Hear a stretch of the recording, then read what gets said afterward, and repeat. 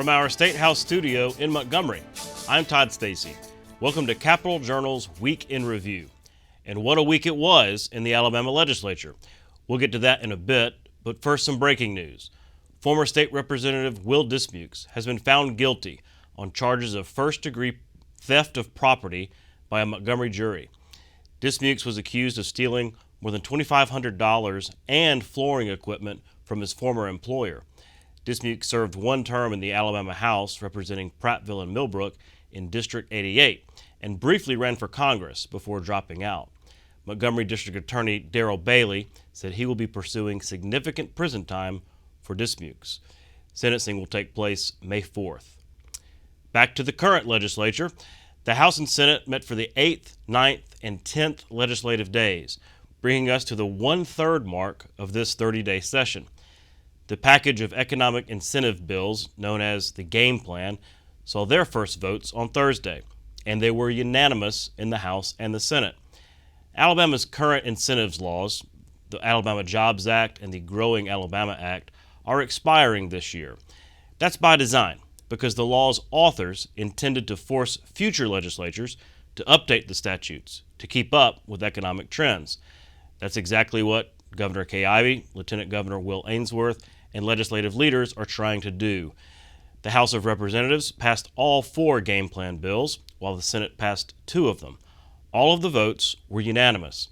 The bills will now switch chambers and be in committee next week, with possible final passage next Thursday. Senate President Pro Tem Greg Reed said the legislature's quick and unanimous action on the Game Plan bills show what a high priority they are. The incentive bills, which we've been talking about for months, the Senate today put 2 of those bills out, the transparency bill and the seeds bill, and I know our colleagues in the House are working on 2 pieces of legislation as well in regards to the 4-bill package for economic development incentives. So I'm excited about that. I think the important thing with the incentives is that the incentives have worked extremely well. You look at the statistics of billions and billions of dollars of investment in the state of Alabama, tens of thousands of jobs that are ours to enjoy, and the people of Alabama to be able to have a good income and a good job as a result of these incentives being successful. If you compare those jobs that are incentive focused rather than those that aren't, there's a significant difference in hourly wage related to those. So the statistics on the success of the incentives have proven themselves to be very strong, and as a result, I think we need to keep doing a good thing.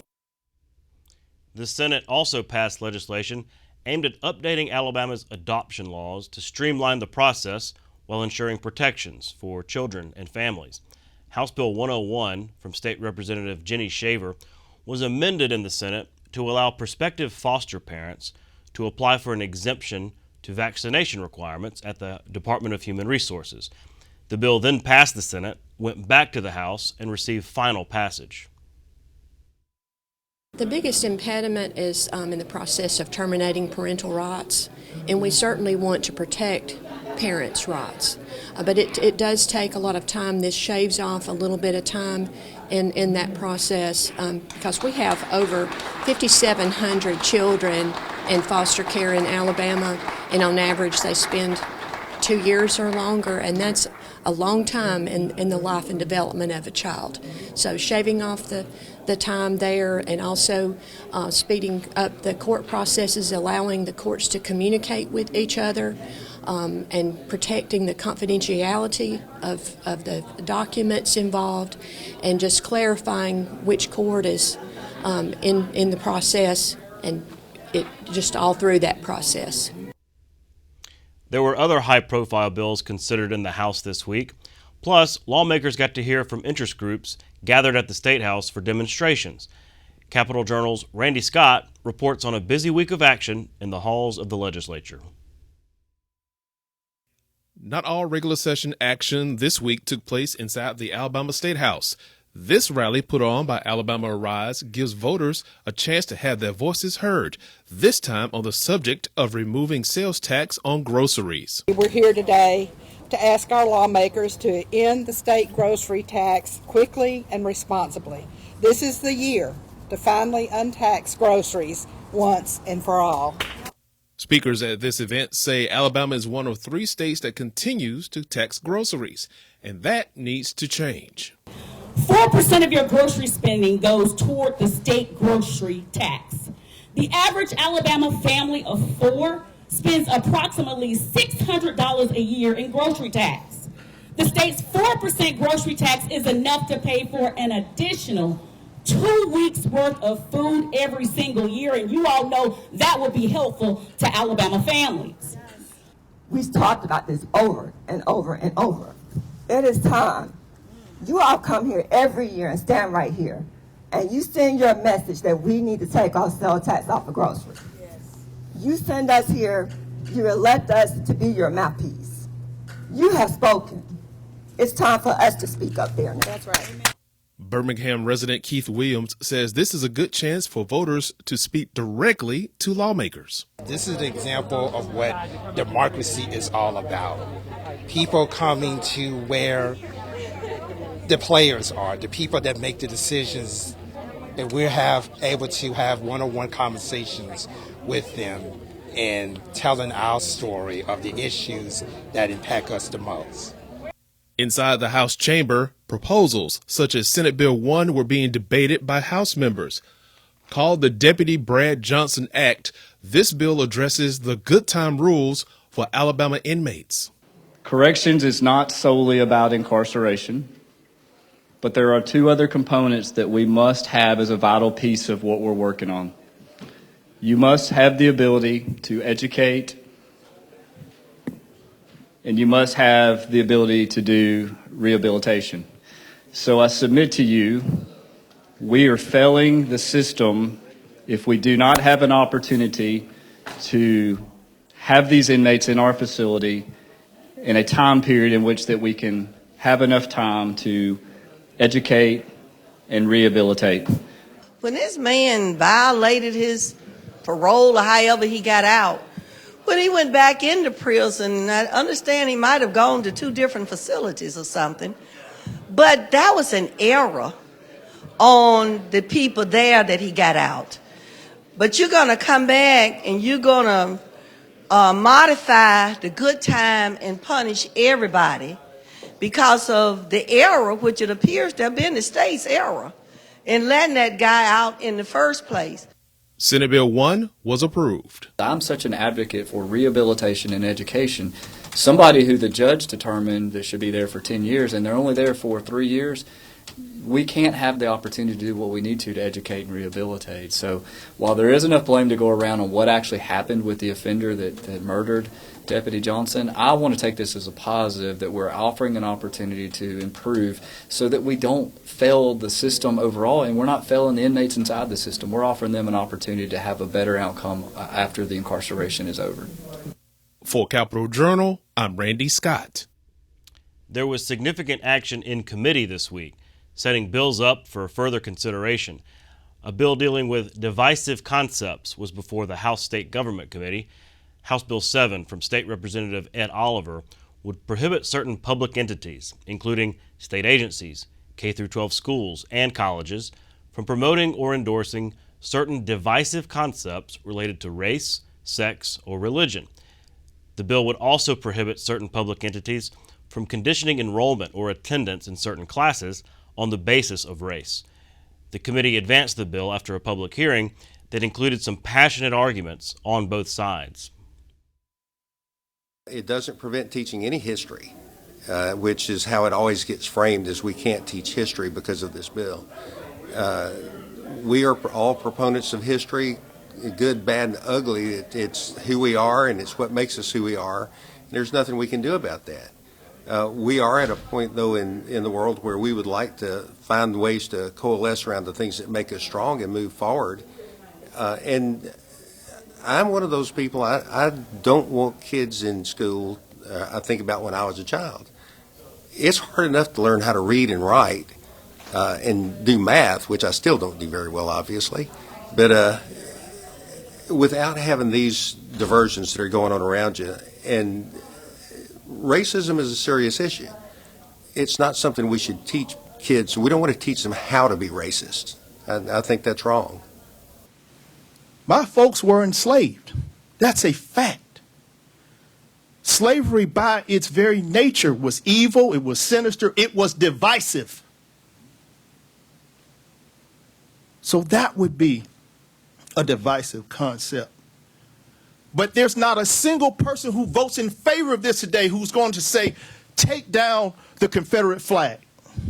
There's not going to be a single person who votes in favor of this today who's going to say that, you know what, there were some things that some of my ancestors did that were wrong.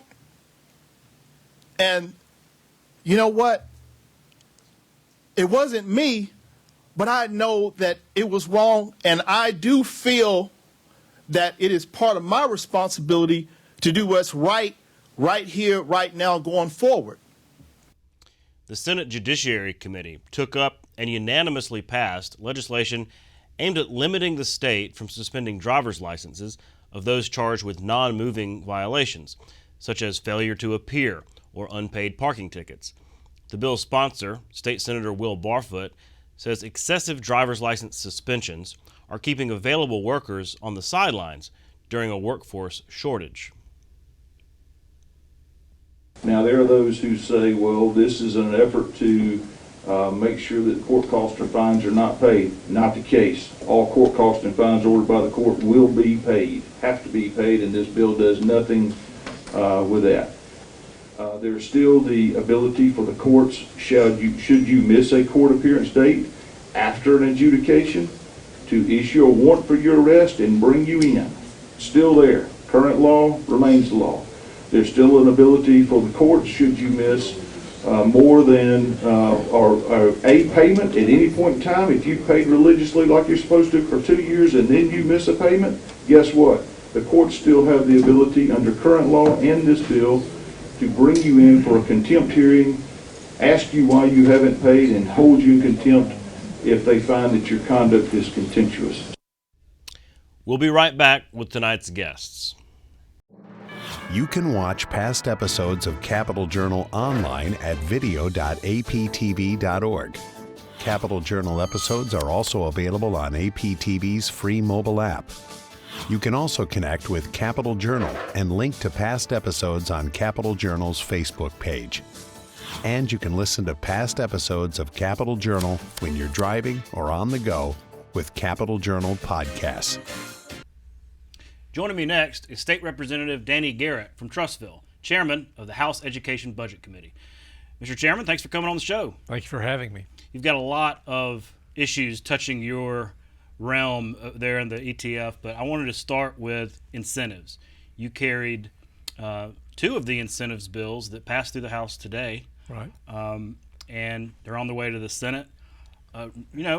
Not many changes, but a few. But just talk about, in general, these incentives bills, the importance of them, and your work in helping craft them.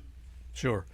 Well, the Jobs Act was passed in 2015, and since that time, that's been the catalyst or the driver for most of our economic development projects in the state, and it's brought $22 billion of investment to the state and 40,000 jobs.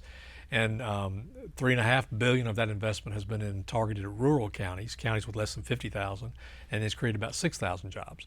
Those, the Growing Alabama Act, which was part of the Jobs Act, also provided funds for site development all across the state. And we're to the point now where those credits both sunset in July, so the program has to be renewed. Last year, the legislature established a joint task force, a tax commission on tax incentives under the direction of the Lieutenant Governor, and they unanimously recommended the renewal of both of these programs. So the bill that we passed basically takes that program, and after 8 years of what we had previously, updates it, modernizes it, streamlines it, looks at what other states are doing and sees what modifications we need to make it more competitive.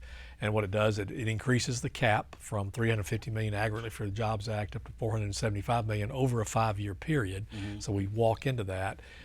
As a percentage of the budget today versus that was a percentage of the budget back in 2015, it's actually less, which indicates partially the effectiveness of the initial bill, because it's created jobs and been a boost to our economy.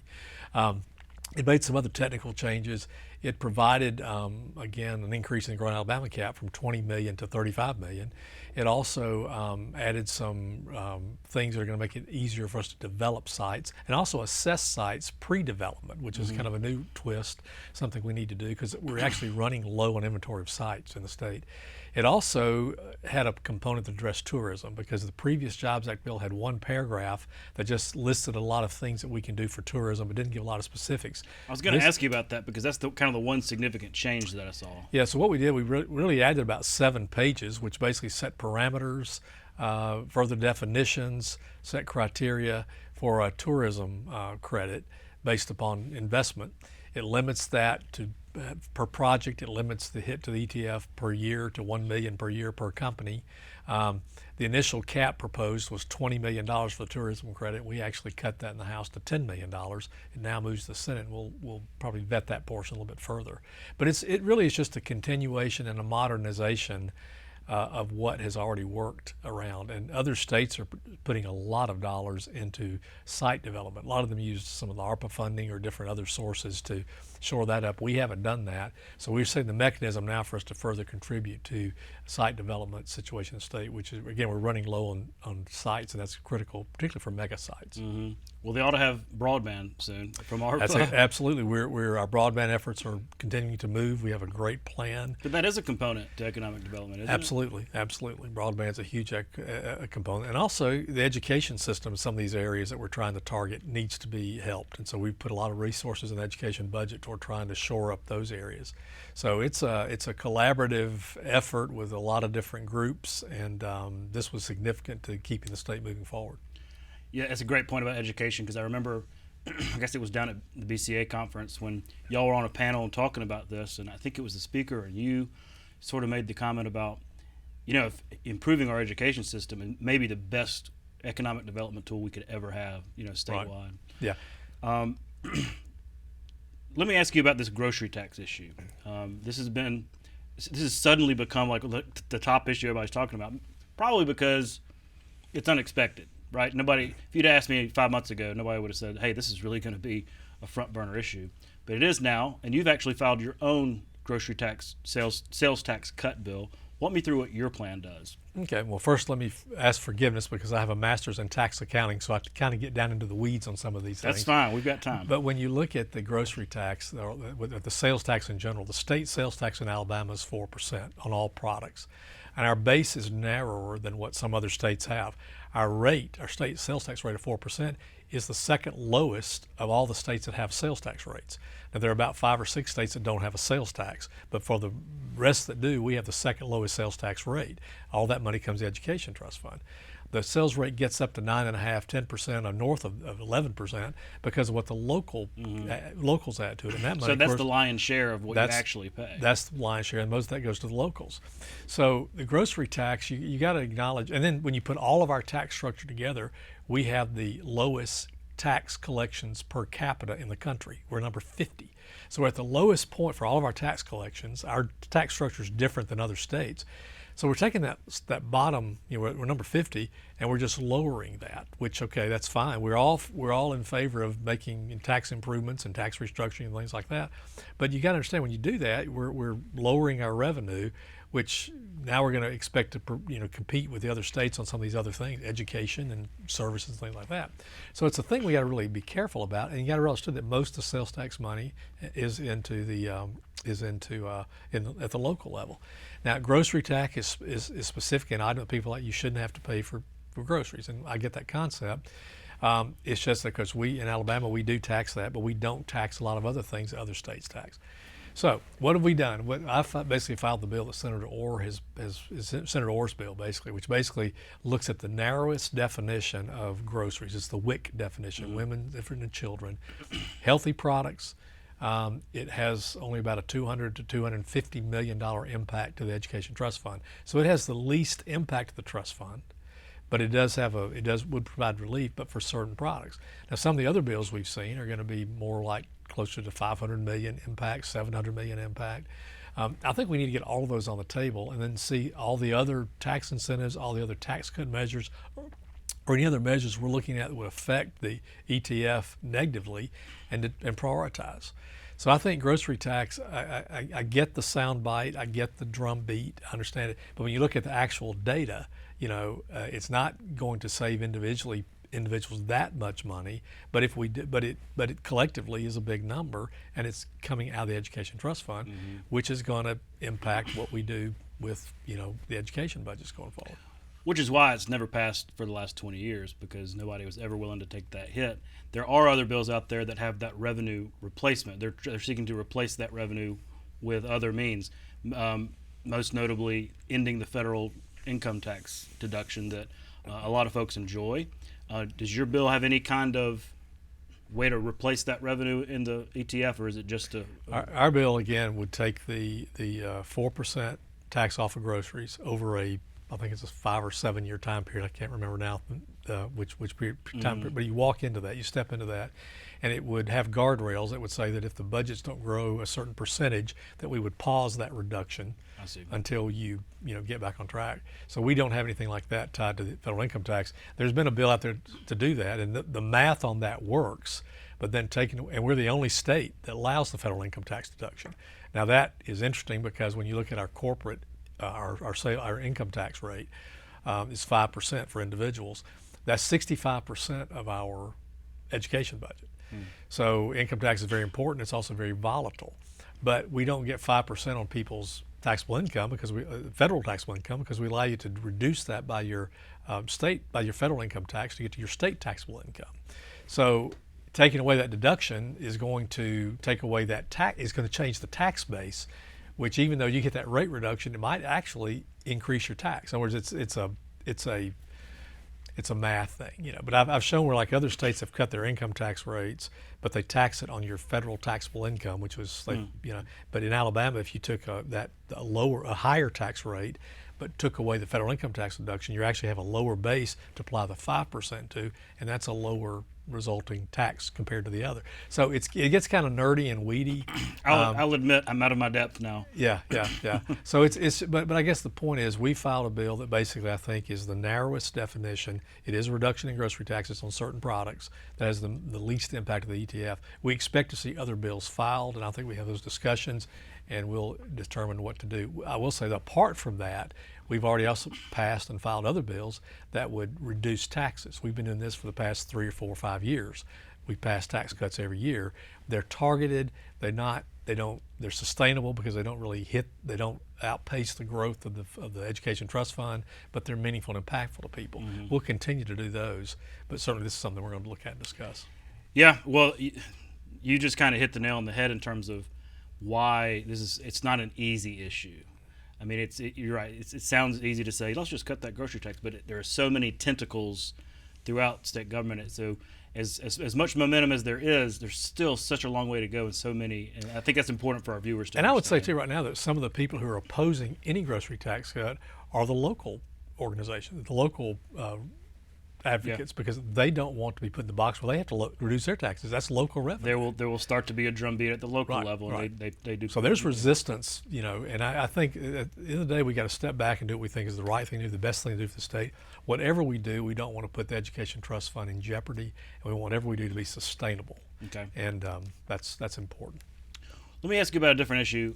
This week, sponsors filed this PRICE Act. This is the ostensible school choice on steroids bill that would allow parents to, speaking of the trust fund, allow parents to put a portion of their income tax that they pay toward the education trust fund into an education savings account that they would then be able to go and use for private school tuition or finding a different school. There's a lot of details involved in this, but obviously this impacts the education trust fund. It would come to your committee. What has been the conversation in the caucus? Does this bill have a chance?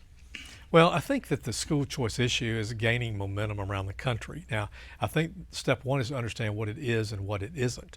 There are a lot of people who, when they find out what it isn't, they're not for it. Some people believe you pass school choice, that if I live in this community, that I'll be able to go to the school in the next community. None of these bills do that. Right. Okay. So that's the first thing. The second thing is that it is a huge drain on the it's about $600 million drain, as I understand, on the education budget. If you took just the children that are in homeschool or private school today, and their money, their $6,900 left left the education trust fund and went to those private and homeschools, that would be a big gap in the education trust fund, and that money we would lose in terms of what we're providing in education now for the public schools. But a lot of people are, it's gaining momentum, but I think we have to educate, number one, what are we trying to accomplish? And I think a lot of us are concerned about, we're not against the concept of choice. We want to see those options. And Alabama already has a lot of choice options, which we're going to, I think, build upon even this session. If you look at a lot of publications, you'll see that we actually offer a lot of things that other states don't do. But these ESA accounts are accounts that the education savings accounts are basically where you can take the money and go to private tuition. Those are, those have some details to them. One key thing that's happened in most states, and all states, I think, that have passed these, there's some accountability. There's some testing or something done to make sure that people that leave the system are getting the proper education and whatnot. This bill, as I understand it, I haven't seen it, was filed yesterday, doesn't have any of those accountability provisions. I've heard from several people who are in favor of school choice, some are for this bill, some are not. Some homeschoolers want it, some homeschoolers don't. Some private schools have said yes, some have said no. Some advocates have said we like this, some say there's some problems with it. I think we have to vet and discuss it. I know the Senate's going to bring it up next week, I think, in a public hearing. I think we need to hear that discussion. But at the end of the day, I think that it's a topic we need to discuss and consider. We also want to make sure that we are providing choice in areas where they don't have a choice. And the other thing is, right now, there's no profit incentive or financial motive for anyone to homeschool. If you homeschool, that's a sacrifice. I think most people that do that have very quality situation, quality outcomes. There's no incentive for you to go to private school because you're probably dipping deep into your pocket to do that. But if you now set it up where, okay, we've got a model that would allow someone to open a homeschool cover school or open a private school or open a charter school, whatever, and not have the accountability, then you may you run the risk of having some abuse of that deal. So I think we've got to make sure we've got the proper guardrails. It's just another issue needs to be vetted and understood. All these details, While I have you, I want to ask about Birmingham Southern College. I was talking with Representative Gavan about this the other day. It's in her district, so she's obviously very passionate about their request for the state to essentially bail them out. They're in financial difficulty. It's gone from a sort of a direct ask for $37 million. Now there's talk of a loan situation. Do you see that as feasible this session? I mean, and would it come from the Education Trust Fund? Well, so I'm a former CFO, and so I'm used to sometimes just saying, guys, I understand and empathize, but the answer is no. I can say that. Early on, I've been trying to work with Birmingham Southern on trying to figure out a way to help them with their financial situation, because the fundamental problem we have is it's a private institution and you use public funds, and there's a whole lot of issues connected to that. And so the issue, I was quoted several times that it was difficult to see a path forward for that to happen, to make that transaction happen. But then we received a budget that from the executive branch that had a lot of non-public investments in the supplemental budget. So Senator Orr and I discussed it and thought, well, let's relook at this, because at least this is education related. It's a worthy cause. Definitely worthy cause. We all empathize. Things are great. It would be a terrible thing to lose Birmingham Southern. So we've been trying to look at what we can do. We've met with the legal folks, look at the constitutional limitations we have, and we're trying to basically come up with a loan structure that would be a bridge loan that would have some terms, and we're working on what that might be. Ultimately, though, that would have to be in a form of a bill that would have to be passed by the legislature. Okay. So whatever we do, we're trying in good faith to come up with some structure that would be helpful to them, provide bridge funding, and but that's going to have to be a decision of the legislature. Well, that's an important distinction, though, because it wouldn't just be in a budget, part of a big budget that everybody would vote on. It would be a separate bill with a separate vote. There is an option. One of our options was you can just make an appropriation, but I think when we start making an appropriation to a private institution, I can already tell you that the possibility of that happening, I've got a line at my door of people who would like to have that same opportunity. Everybody's got a story and it also puts your budget in jeopardy. And it comes out of the education budget, right? The public education budget. So I think we've got to be real careful. So we're trying to help where we can and do something that would be meaningful and supportive for them and not jeopardize the budget. But ultimately, that's going to be a decision that the House and the Senate will make. Lots of issues. We're out of time, but I really appreciate you coming on and sharing about this litany of issues that you touch as chairman. Well, Thanks for coming on. Thank you, and thank you for all you do. Yep. We'll be right back. You're watching Alabama Public Television.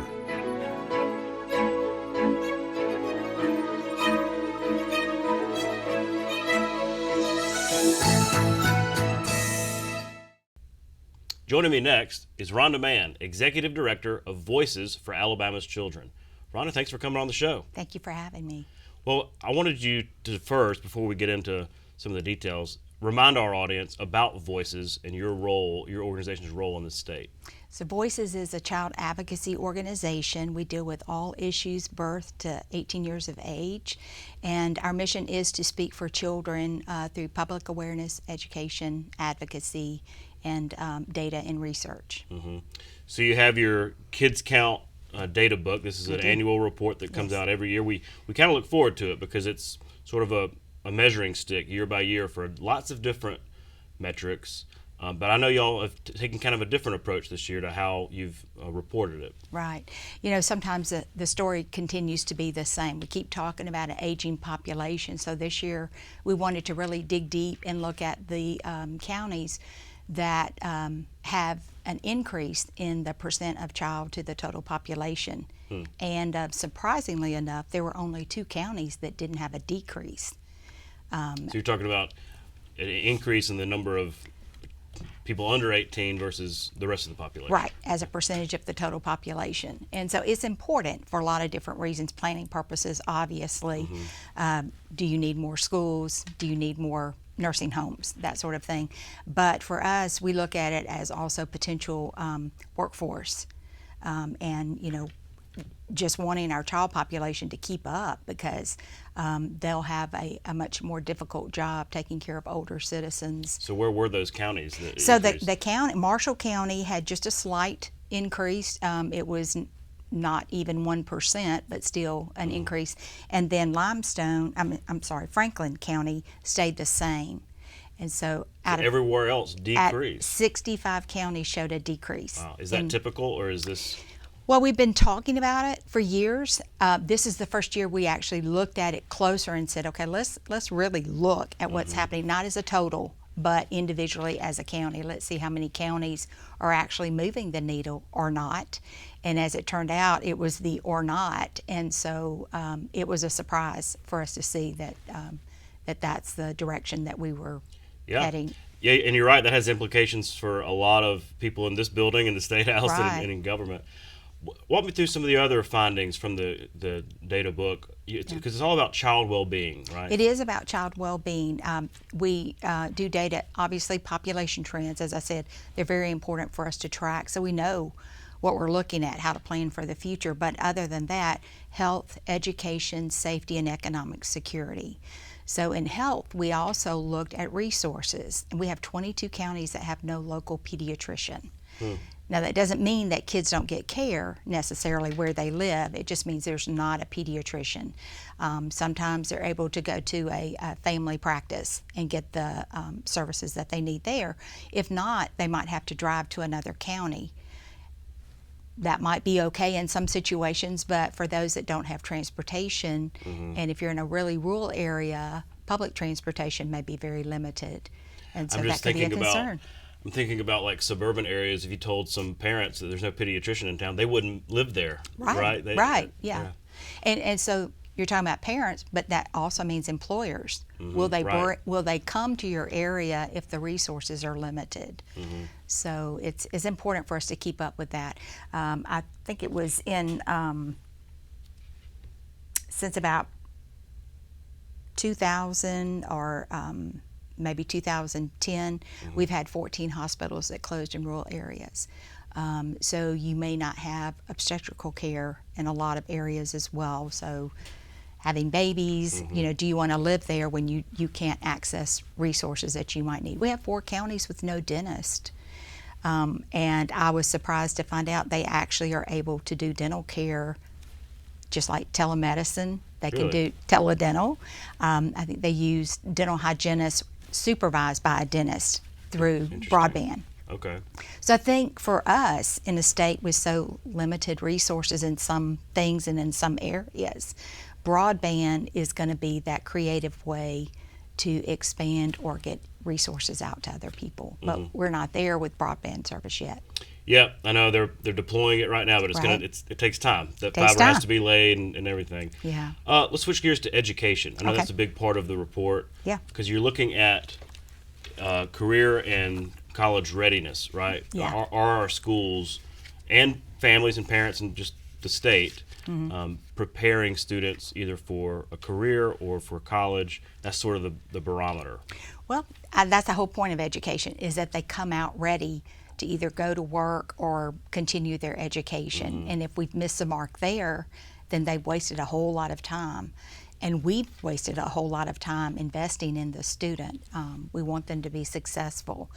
And so we work on the front end, early learning, early access, early intervention services for children that might need some special help or might be overcoming some physical, mental, emotional issues.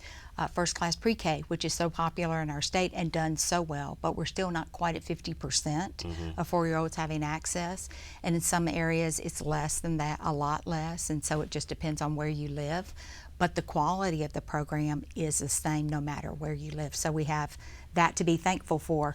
Other milestones that we really focus on are 4th grade and 8th grade English language arts and math. And in 8th grade, we have 3 counties that have 0% proficiency in 8th grade math. Goodness gracious. And so it should be a concern for us as parents, for grandparents, for lawmakers, employers. I was speaking to a group one time and I said, if you don't need your future employees to read or do simple math, you're okay. Well, yeah, And name an employer that's... Well, I did ask them to raise their hand first. I said, how many of you don't need your employees to read or do simple math? And nobody's hand went up. So I was like, okay, we have a problem here. As we said, the whole, the ultimate thing is that they graduate. And the best indicator of that is College Career Readiness Index, which is made up of 7 different indicators. We mapped out how well our states and our counties are doing, and what we found was it improved in 28 counties. It stayed the same in 16. In 23, we saw a decline. Okay. Well, there is some good news if the 28 improved. Yeah. I'm looking at your map here, and we will put some of this up, and we're going to link to the website where the people can find the report. But what it's showing me is something that's kind of common sense that we've talked about a little bit, is that there are places in the state where the education proficiency and everything is great, and then there's other pockets where it is seriously deficient, and it's just the tale of two cities. Right. And that's, so, maybe no statewide policy really gets it all, but I like how y'all have a map about it, so it kind of paints that picture. Yeah. A visual graphic tells a whole lot about what you're trying to explain to someone. But let me just point out, typically the Black Belt would be an area because it's so rural, it's got, such high poverty. But even Macon improved. And typically they might not. And so Sumter and Hale and Choctaw and Clark, some of those counties that typically rank near the bottom are actually moving the needle and showing improvement. And that was really one of the things we wanted to do this year with the book. Not just what's the best rate out there, but which counties are moving the needle. Shelby County has been #1 for all the years, over 20 years that I've been at Voices. But are they actually moving the needle? Are things improving? Are they just #1 because they're the most affluent county in our state and they have the most resources and they don't have as far to go to improve? So, I want to ask about mental health. Okay. And I know that's sort of intertwined through all the different categories, right? Whether it's education, whether it's well-being and all this. And I'm curious whether in your data, in your research, you found effects of COVID and its impact on children. I mean, we've read stories about how that has happened, but I'm wondering how it may have popped up in the data. Yeah. So we didn't track as closely on mental health, to follow that exactly, but we are working with Department of Mental Health to tell a better story about what's going on with kids. Well, So it's pretty subjective, right? it can be, but the Annie Casey Foundation, which funds the Kids Count Project throughout the U.S., also does a national book, and their focus this year was on mental health and the increase in mental health cases, especially children showing anxiety and depression. Now, parents may not think that's mental health, but it actually is a part of it. There's a lot about mental health. It's not the crazy cuckoo person that you lock up, in the hospital when they're in their 20s or 30s or older. Mental health issues can show up as young as 2 years old. And so early assessments, is a 2-year-old, are they acting out? Is this just typical, 2-year-old behavior, terrible twos we want to call it, or is it something more? And with young people, it could be them acting out, but it could also be them withdrawing and pulling into themselves. Is it just typical teen behavior, or is it something more? And we don't need to ignore that. We need to make sure that we know what's going on with our kids and address it as quickly as we can. Then the other part of that is access to resources. We did show an improvement in what we reported this year. The ratio to population went down from 923 to 1 to 846 to 1. Now, what is that telling us? Well, that says that for every 846 people in our state, there is one mental health professional to service them. We should be somewhere between 200 and 300 to 1. Okay, so we still have a long way to go, but we have a long way to go. Uptick. That's good. Yeah. Well, speaking of that, I wanted to ask about other upticks. There was a change in median household income. Yeah. So one of the things that we looked really closely at, not just what's the average for the state, which is just under 54,000, but what's the highest and what's the lowest, and what happens with that median household income when you take off the lowest counties or the highest counties. We have 3 counties that the median household income is over $70,000.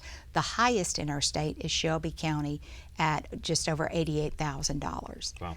The lowest in our state is Wilcox County at just under $32,000. It's a pretty big gap. That's a huge gap. And I mean, it stands to reason. We know all the reasons why, but didn't you say that there were some upticks in household income, and might that be connected to some of the federal stimulus we've seen over the last couple of years? So there was a decrease in child poverty. Child poverty, okay. Yeah, that we were just briefly talking about before we got started here.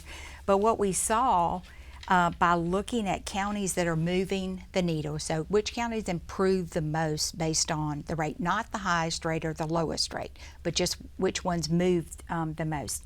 So Macon, Lowndes, Sumter, Crenshaw, and Wilcox showed the greatest improvement in decreasing child poverty. And this is from 2016 to 2020. We often use a 5-year average so that the data doesn't just keep going up and down, which a lot of times it will. Kind of smooths out some of those fluctuations. So the largest change was a 61% decrease in child population in Macon County. And Macon County had already, suffered with the dog track closing years ago.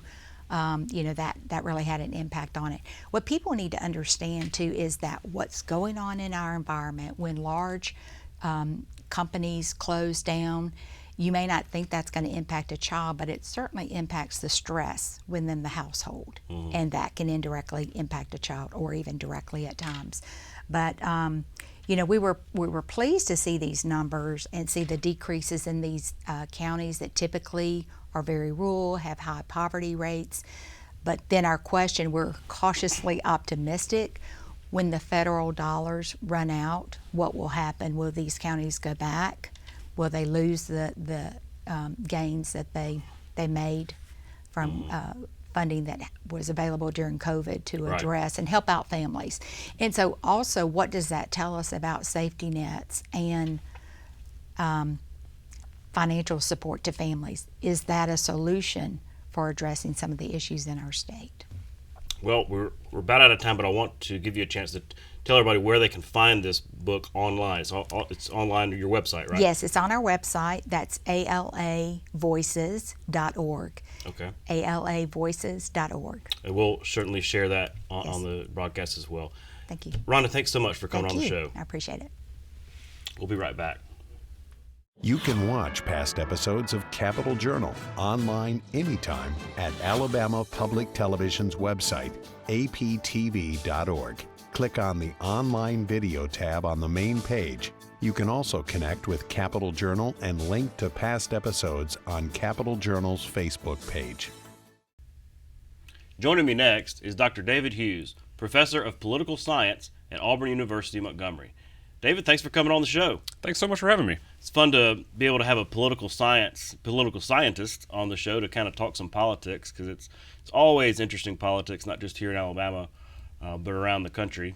But I wanted to start with you at AUM hosted the Southern Studies Conference this past weekend. I actually participated in it in the journalism part. But tell me what all happened and what kind of issues were discussed as part of your panels and things. Well, thanks for having me. And yeah, we were really excited to bring this back in 2023. It's been about 3 years since we've been able to hold it as an in-person conference on the campus at Auburn Montgomery due to the COVID-19 pandemic. We've been going now for a little over a decade, and we bring scholars in from many disciplines, people who study the American South from the perspective of historians, political scientists, English professors, but also people who engage in the fine arts. And so we had a great gathering. I believe it's been our biggest in history. We had a little over 100 attendees with some great panels on some recent activity in the South and how the South is evolving culturally, politically, and so forth. So yeah, and we were really thankful to have you participate as well. Yeah, so my portion was, Alabama media. It was me, Aaron Davis from WSFA. You had a couple others, and it was really interesting just to hear different sort of media types. Different, I'm TV and online, TV, print, all that kind of stuff. And so it was interesting to hear different perspectives. What was interesting for me was to hear the questions from the students and the attendees, which was kind of enriching. You had this professor from Oklahoma State, Seth McKee, who got into the demographic changes, that are going on in the South, including Alabama. Talk about that, how we're changing politically. Now, Professor McKee is a political scientist at Oklahoma State University, and we were really fortunate to have him come in and give a keynote address on some of his public opinion research about Southern attitudes among the electorate. And one of the things that he's found through his years of research, through his public opinion polling, is that we oftentimes think of the Southern electorate evolving over the latter half of the 20th century from white voters in particular tending to vote Democratic and eventually sorting themselves in the Republican Party. And we see that evidence, such as the Republican Party flipping the Alabama Legislature in 2010. But one of the interesting things that Professor McKee has found through his research is that political attitudes among Southerners, but especially among whites in Alabama and Mississippi, have become even more racially polarized within the last decade, such that we see it at really the highest we've ever observed in U.S. history since we have been able to start collecting data on that. And while that doesn't portend well for the Republican Party in states like Georgia or North Carolina, where you've had such significant in-migration into the state that Democrats have once again become competitive. We see it also in places like Virginia. But in Alabama, because our population is so stagnant, what it's meant is that the Republican Party's been able to build large supermajorities in both legislative chambers. And as long as these patterns persist, there's really virtually no evidence that that's going to change anytime soon. Well, what does that mean for the future of electoral politics, specifically on the national level? Because, yeah, I think you're right. It's really hard to see how Democrats could really be competitive in Alabama. I mean, considering the last election, it wasn't even close. They didn't even field candidates in a lot of these races. But, so whereas it might be, those demographics might be good for Alabama Republicans, nationally, that might cause them to start losing states. I mean, who would have thought Georgia would be up for grabs like it is? Yeah, nationally, the Republicans are in a bit of a bind. We've been documenting for years that the Republican Party has a demographic problem. as non-whites become a larger and larger share of the American electorate. Most demographers think that white Americans will cease to be an electoral majority sometime by the mid-2040s. And so one of the strategies that Republicans can use to overcome this is to try to increase their thresholds among white voters, which they've been pretty successful at that, really ever since the Reagan era. Or we can see them try to change their electoral strategy and appeal to more non-whites nationally. And that's something that the Trump administration actually had some success with. They were able to bring support into the Republican Party, especially from Hispanics and black voters, particularly males who don't have a college education. So we see some realignment along the edges, but demographically, the National Republican Party still has some issues. And we've seen that if you look back over the last 30 or so years, in presidential elections, the only Republican to have won a popular vote since the 1990s was George W. Bush in 2004. And that's a pretty remarkable statement about the party's inability to compete at a national level. And one of the few things that's really allowed them to, capture national institutions have been some of the quirks of the American Constitution, whether it's the Electoral College or equal representation in the Senate. Yeah, I remember after the 2012 election that, Obama beat Mitt Romney, and there was this introspection and sort of post-mortem report, and that okay, the Republican Party needs to reach out to all these minorities, and it kind of got thrown in the trash can with 2016 as they said, no, we're just going to go expand the base, which worked. Well, the electoral challenge that you have as a party is that what might be good for the party as a whole isn't necessarily good for individual candidates, and those candidates have to go back to their districts and face a potentially hostile primary election. And so if I'm an individual candidate who's running for re-election, what individual incentive do I have to do something that's good, perhaps nationally for the party, if it means that I wind up losing my primary election? And we've seen, a fair number of mainstream Republicans, what we might once have referred to mainstream Republicans, people like Kinzinger or Cheney, right, who were fairly moderate, somewhere near the center of the bell curve of the party. But as the party has moved to the right, it's proved untenable in a primary election. Yeah. Well, speaking of primaries, we're getting into presidential primary season. Candidates are starting to announce. Of course, you've got Donald Trump, former President Trump, who is, ostensibly the front runner in the Republican primary, facing indictment. So that just really throws in all kinds of different things. Do you see someone like a DeSantis, Florida Governor Ron DeSantis, or a Tim Scott or a Nikki Haley truly being competitive with Trump and truly is it possible for them to get the nomination, or does Trump have this locked up? As of right now, I see no evidence why Donald Trump won't win the Republican nomination for the 2024 presidential election. The problem with those other candidates is that they're also trying to appeal to his base. And you can see the sort of awkwardness on the campaign trail as folks like Haley or DeSantis or Pence find themselves unwilling to really criticize or attack the former president. It's plain what their dilemma is. They need his voters. And so we've had plenty of public opinion polling now to come out since Trump's indictment in New York. And there could well be other indictments following in places like Georgia or in the District of Columbia, where he's under federal investigation. But I just haven't seen any evidence right now that that's moving the needle among the Republican electorate. And this ties in nicely with our previous conversation that what's good for the party isn't necessarily good for individual candidates. And so the party is probably going to wind up with Trump as their nominee again in 24, and he's going to have the same electoral difficulties he had in 2020 without the advantage of incumbency, but also with the added disadvantage of potential criminal prosecution. Absolutely. That'd be a huge albatross when you go to a general election. People forget, it's not just about appealing to your base. At the end of the day, you've got to win the general. And in the primary here, I like Jonah Goldberg's analogy of belling the cat. If all the mice have an incentive as a group to put a bell on a cat, right, so they can hear it going around.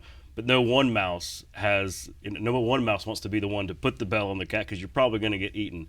And that's what I see about these candidates here is nobody wants to actually be the one to go to attack Trump, but it's in all of their interest for somebody to do it. They just don't want to get eaten. Of course, yeah, and we saw that the Virginia Republican Party came up with a novel solution to this issue the last time they needed a candidate to run for governor, which is that they canceled the primary, didn't allow the voters to have a say in who their nominee would be, and then through convention chose a more moderate candidate they thought could win the general election, and it worked. Glenn Youngkin actually was successful. Yeah, well, that, you know, as we go forward, I'm wondering if that sort of approach might get more popular.